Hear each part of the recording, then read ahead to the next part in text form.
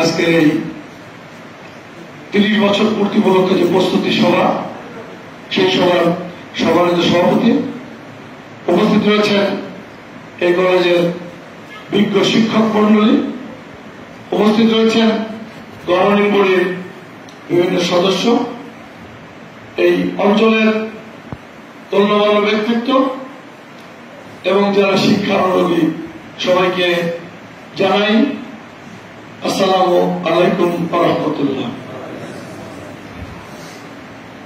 আমি শুনেছি ইতিমধ্যেই যে আপনারা 30 বছর পূর্তি উপলক্ষে একটি অনুষ্ঠান করতে চান। এই কলেজের বয়সে 30 বছর হয়েছে, এটি তো আশ্চর্য। দেখতে দেখতে 30 বছর, মানে যে শিশুটা সেদিন জন্ম নিল তার বয়স 31, মানে 31 পা দিল। তার মানে দেখেন সময় কেমন জিনিস। সেই time and time wait for none আমরা ছোটবেলায় পড়তাম ইংরেজিতে, এবং সে কবিতার ভাষায় সময় বহিয়া যায় গরিব ভাটরে হাতে তারা নাই পায়। কবিতা আপনারা পড়েছেন সব, মানে সময়টা এমনই, এ আসলে বোঝা যায় না কেমন করে যদি চলে যায়। প্রত্যেক দিন যাচ্ছে, এই তো সেদিন হাসিনার পতন হলো, দেখতে দেখতে বছর পেরিয়ে 1.5 বছর পার হতে চলল প্রায়।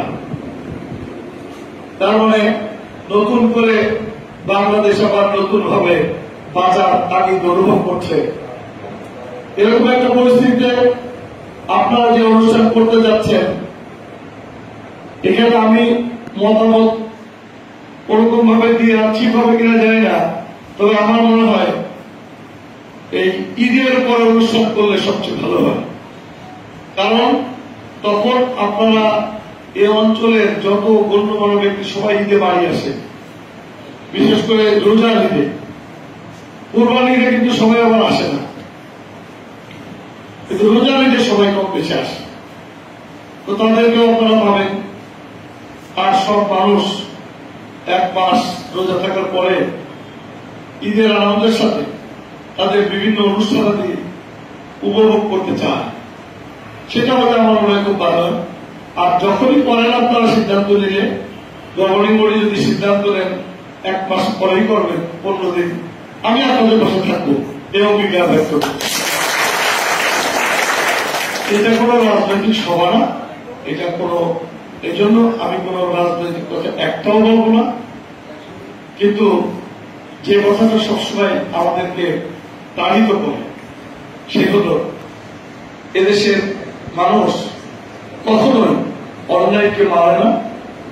বারবার প্রমাণ করেছে, জীবন যুদ্ধে এরা বারবার রক্ত দিয়েছে, তারপরেও অন্যায়ের কাছে মাথা নত করে।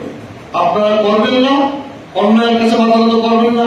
সত্যিকারের একটি ভালো শিক্ষা প্রতিষ্ঠানে এটা পরিণত হবে, এই আশাবাদ আমি ব্যক্ত করে আমার বক্তব্য শেষ করছি। বাংলাদেশ জিন্দাবাদ, সবাইকে ধন্যবাদ।